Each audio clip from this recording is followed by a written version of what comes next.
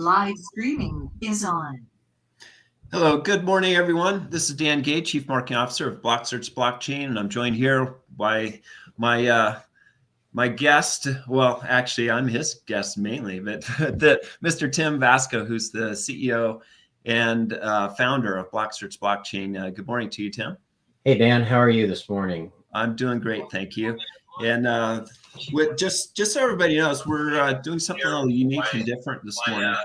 In that I'm his guest. Sorry, we're getting feedback. Go ahead. No, that's fine. we obviously around the globe, we've had some unexpected developments in the world over the last 2 days, and we decided to move our planned broadcast from this morning to next week. And just as you and I talked yesterday, Tim, it just didn't feel right to do what we're going to do. And we wanted to really cover this is the world from here. And, you know, the world from here changed yesterday. So that's what we're going to talk about is, well, what does the world from here have to do with the technology behind this war that has started and so forth, and give some perspectives on that, Dan.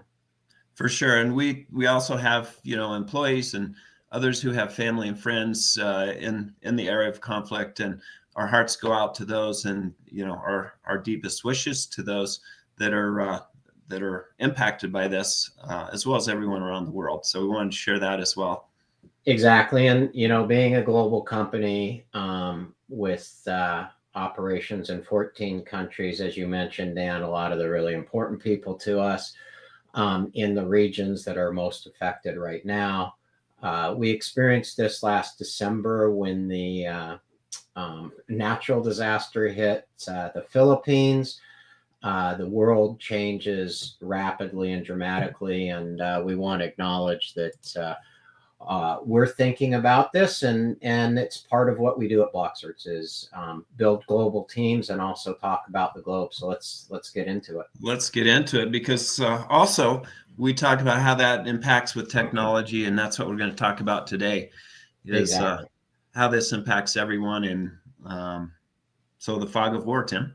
Exactly. So it's the fog of war. I'm just going to jump right to what technology, crypto economics, and these gentlemen that are guiding this world right now at the bottom, back and forth, are talking about. First of all, the fog of war is a documentary.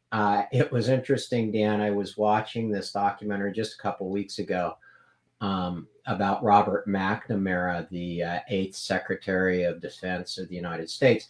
McNamara was a business guy, and most importantly, he was a mathematician. He was a politician, but really more of a business guy and a mathematician and a statistician. And it's fascinating to watch this. I was watching it with my daughter, who's in a course at university on Vietnam, actually. So it was quite interesting that I had this opportunity to watch that and understand what McNamara says people were thinking. And this idea of the fog of war is this fog that goes over the leaders and decision makers' minds when they're in this incredibly tense, obviously, and stressful situation, and who's thinking what and so forth. So that's what the documentary is about. I highly recommend it. You can find it on the net in a lot of places, actually. So, you know, let's talk about the fog of war. Let's talk about what cyber technology is going to have to do with this, and starting out with the Associated Press.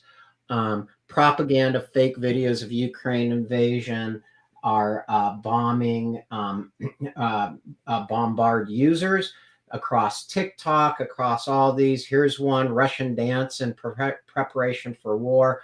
Fact check. This was actually a celebration in 2018, right? Wow. So it's not authenticated. It's not real. It's being posted out there. Unfortunately, when we have these, you know, when we have this kind of idea of technology and propaganda, it's not the first time this has been used in war either. Now, the McNamara era starts, that whole era starts back in the Cuban Missile Crisis. Right. Then, you know, propaganda started way, way well before that. And fake news becomes very real very fast. This is a 1936. Actually, in 1934, a British film came out called Sus. And then by 1940, it had been taken by Joseph Goebbels, who was a Hitler's main propagandist, and moved that original film. I want everybody to keep track of the word original, okay? The original film into an anti-Semitic film, which was viewed by 20 million viewers. And I don't need to educate people on what happened in World War II, the genocide and the atrocities of World War II. The point being that authentication, that where we're at in the world today, the world from here needs to actually authenticate information.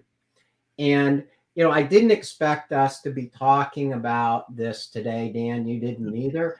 But we were going to talk about authentication. We were going to talk about NFTs. We were going to talk about why there's an important piece of technology here that can clean up a lot of the problems of the internet, as we always say. Right. Yeah. And we were going to talk again about Web 2.0 and the things that authentication, you know, fix those things that are broken. So if this war is fought, as you point out, Dan, on Web 2.0, we're going to have a lot of the same problems. Now, it wasn't just one-sided either. America in World War II had a big propaganda machine going too. And this was the, you know, loose lips sink ships. My parents told me that all the time when I was growing up. And it actually was this stuff lives and has lived for decades, you know, over half a century now since that. And now it's in the mainstream. So this was on TikTok, a paratrooper coming into the parachuter coming into the Ukraine, 20 million views, just like that film I just showed you, 1936, but 20 million views instantly. Think about that. And this is fake. It wasn't a paratrooper going in, Dan. It was this was a post that was actually done before in 2016. Wow. And obviously so many people are searching for, you know, information on what's going on because everybody's tuned into it from around the world. But it's unfortunate that this makes it into the top. That's right. So what we were supposed to talk about was NFT certain today, but NFTs and blockchain will fix fake news. I'm going to go out there and say that right now. We're going to fix it. You're not going to fix it with just a single layer first generation NFT. You're going to fix it with authenticated facts, not fakes, ID NFT creations, security. You're going to fix it like that. You're going to fix this idea of fake news. And we've seen it over and over and over again. We talk about it. We saw it with Cambridge Analytica. We saw it with all that. But when it gets down to war, it becomes very real. Right. And if what we're seeing on our media, on our news feeds, on our Twitter is real and scary, which to me it is incredibly scary, and it's incredibly sad that from 1930, the 1930s, we're here in 2022 bombing people again. I think it's an absolute atrocity. It's absolutely. Anyway. Yeah, no words. It's surreal. No words. You just can't believe it. The point being that this the Center for Strategic and International Studies a couple of years ago published a paper, Russia and the Technological Race in the Era of Great Power of Competition. This idea of moving information across the cyber war that's been going on is not only feeding the machine, but it also keeps the machine going. And what can we do to authenticate or eradicate this stuff? That's what we talk about at Block Certs all the time. That's why blockchain, right there. That's why blockchain. And in 2008, when Bitcoin came out and when there was all the fake, fraud and things like that about the housing market crash and all the fraud in the mortgage industry that caused that, that's why we need a change. And Tim, you also talk about AI and junk in, junk out, the same thing, machine learning, right. AI, authentication is important. I actually had the opportunity to talk to the Prime Minister, Trudeau, here in 2018. And he said, we want to make Canada an AI leader, which we are one of the AI leaders in the world. And I said, let's make sure it's artificial intelligence, not artificial ignorance. Right. Because how we code these things is so critical. So when we talk about authenticated code in an NFT, that will go all the way to the depths of biases. And I've talked about this before. Go watch the Netflix, I think it's Netflix documentary called Coded Bias from MIT.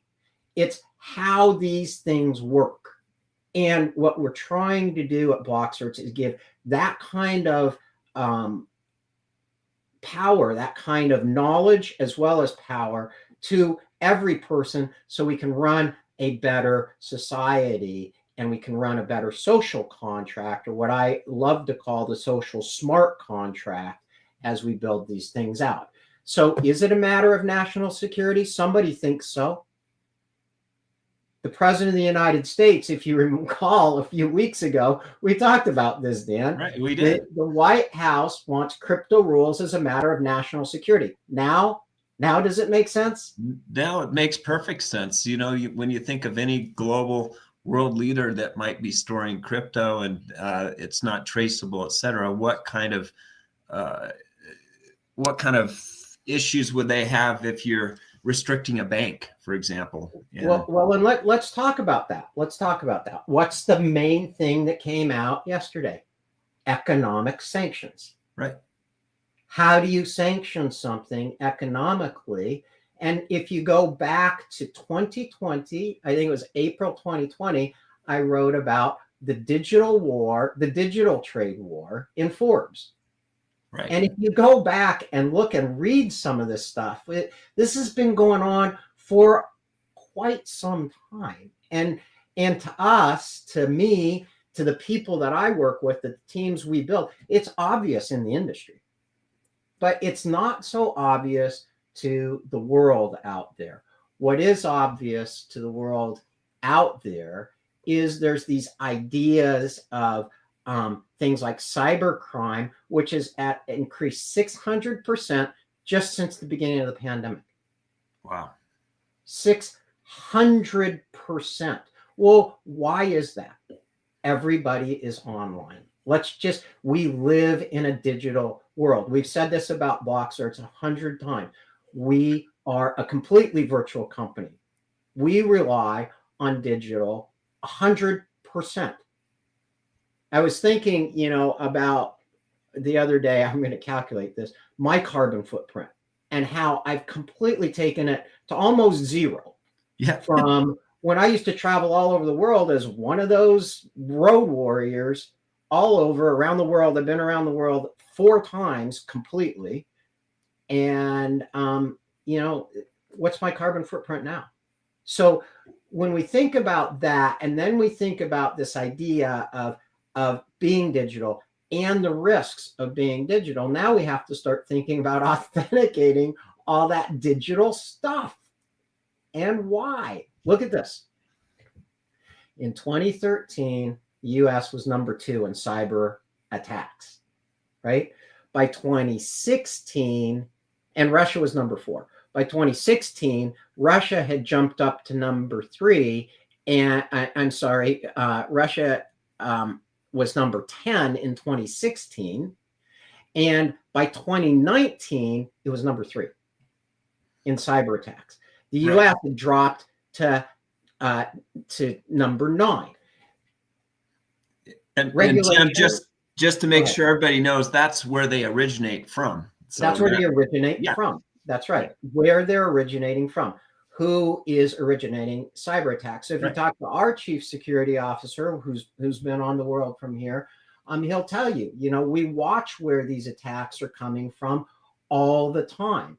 So on average, in 2021, this is what it looked like, right? So in the countries like US, Germany, areas like that, a lot of the rules and regulations and things we've done to control that have actually worked. You can just see it right there. In the other thing that's worked is what the cyber war of coming in and hacking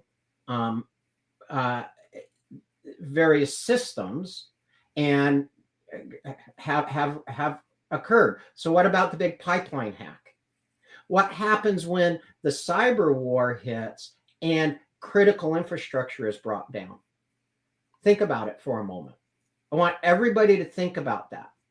So if you don't have authenticated access, if you don't have this growing level of control, encryption, and who controls it, right? Who's in control, all of a sudden, here we are. Like, who's in control of this war right now? Centralized power.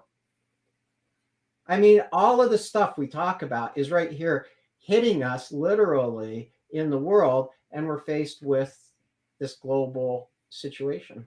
And I always talk about the on-ramps, and it's the on-ramps of authentication or the lack of authentication where people get in. It's just like if you're attacked from your home or something is stolen from your home, it's your front door. It's, I was working with a government this week, and I can't say, but I was working with a government and I couldn't get some links through. This is how stuff happens. I couldn't get some links through, and the government employee said, "Here's my personal email, send it here," which was a Gmail account. Right. Okay. Ouch. So I did, but what people fail to realize is that's exactly how the Hillary Clinton email thing came up, was personal email. And these kinds of things are, when you take these siloed systems of Web 2.0 and you put them out there, then you take the kind of security. The reason the link wouldn't go through is because of the government security, but that doesn't mean there's not a workaround. When you consolidate that into a program and you can get down to the area where you say, wait a minute, I can get that, I can't get that, and that's all logged. And in fact, we've got systems that are tracking that. That's what we talk about when we say team certain. That's what we talk. All these things that make so much sense to us because we do it every day. I always call it the curse of knowledge. I know, and my teams know how this works. Our purpose now is to say, well, this to the world, this is how it works. This is what we can give you. And we can show you some of the stuff that's been going on for quite some time. Technology that's very stable, very powerful, and that you're using, right? Yeah, but we're all creatures of habit, though, too. Everyone else, and email is about 45, 48 years old, and we're creatures of habit. So yeah, and people want stuff fast. They want, instant gratification. Well, there's a price to that, and there's a risk to that, and the risk to that instant gratification is growing daily. It just is. So, why do we care about the Ukraine?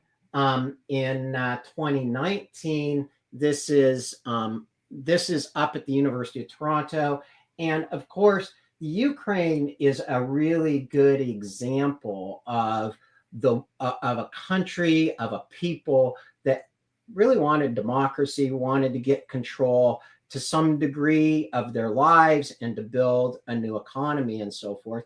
And this is what that looked like a few years ago. There's another country out there, or I don't know if it's recognized as a country or not, that should be very nervous right now.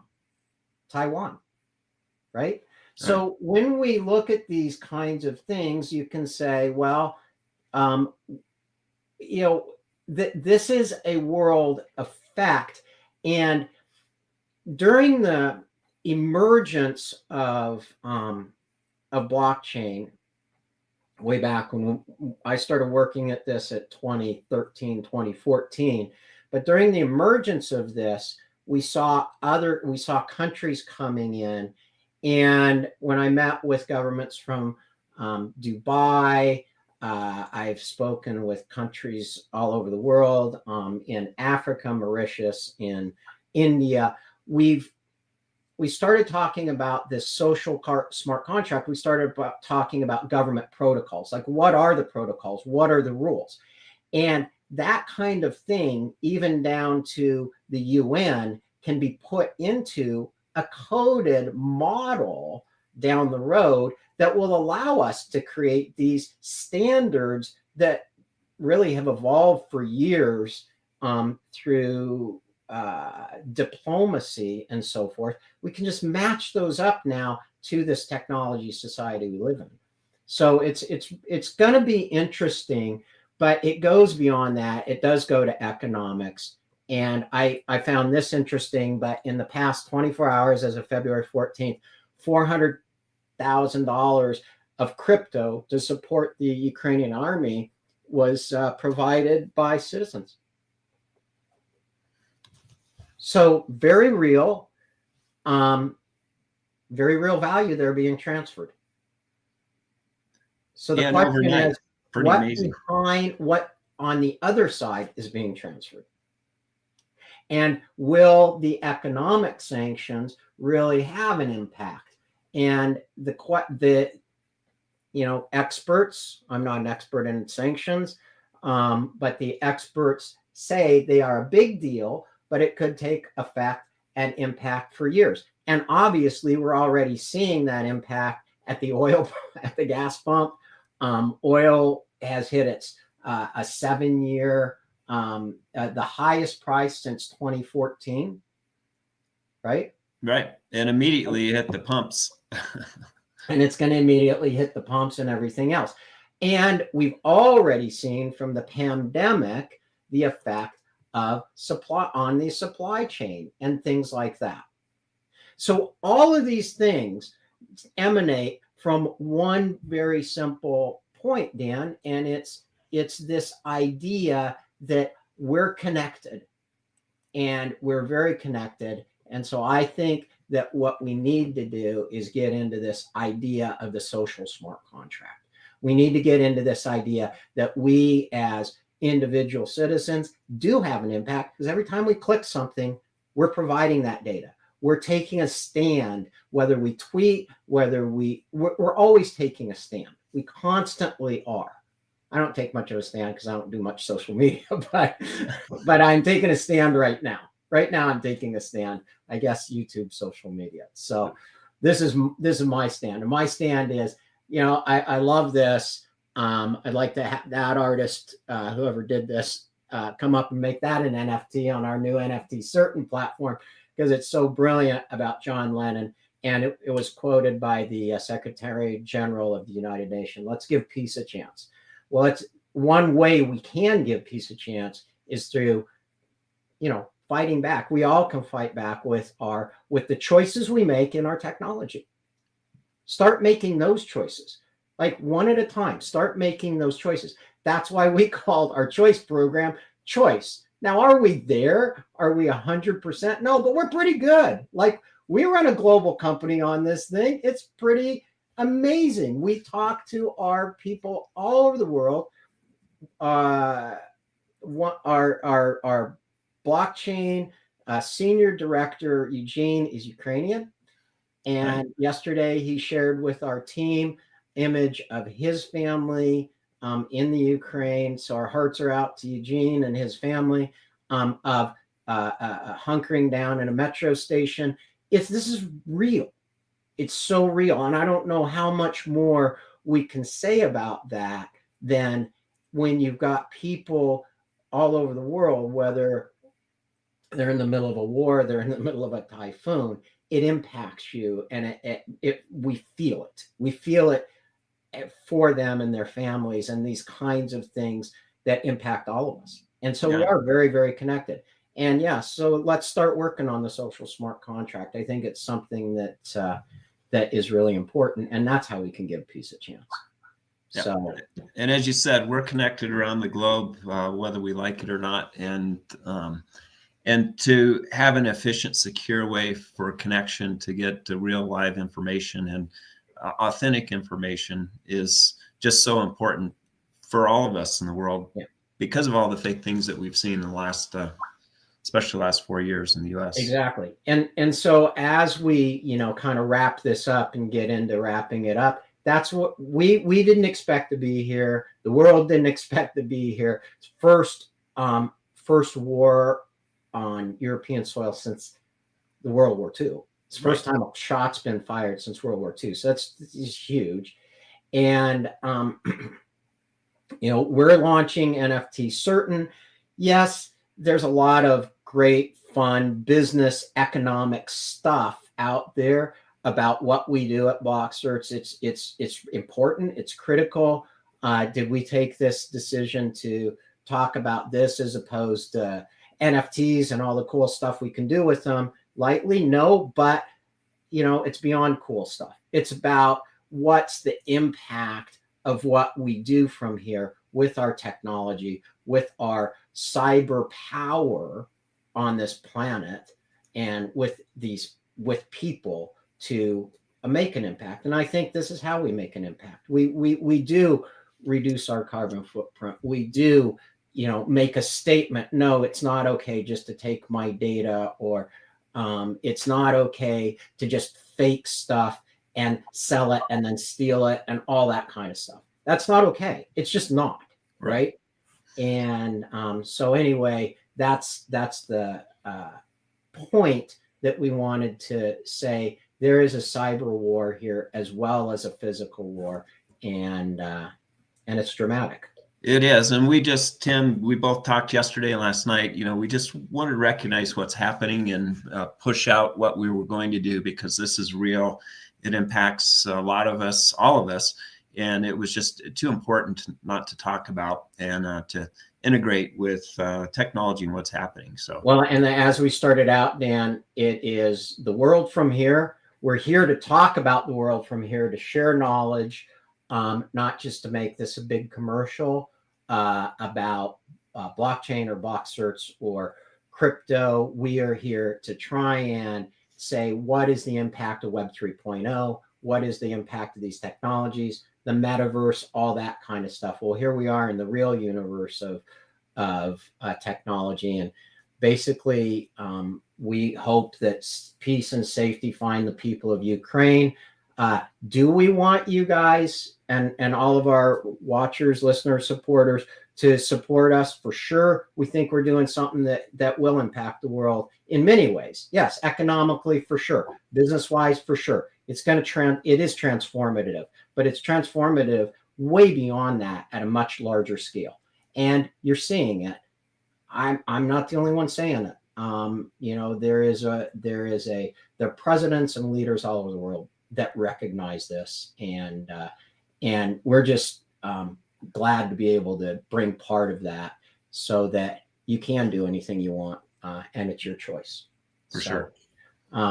Thank you. It was a tough 24 hours, but it could get tougher from here. Who knows? But all we can do is look at the world from here and know that it's going to come out great eventually, and we're going to learn a lot from this and take it forward. Great. So thank you, everyone, for joining us. If you haven't already done so, please subscribe, give us a thumbs up, and we'll be back next week talking about the rollout and NFTs and the things that we were going to discuss today. And again, our hearts go out to those who are impacted with the Ukraine conflict, and we're thinking about you. And we are hoping that you stay safe, that you stay healthy, and that this digital war, as well as the physical war, start going in the right direction to make those two things happen. Great. So thank you for joining us, and we'll be back here again next week. Thank you. Have a good weekend, everybody.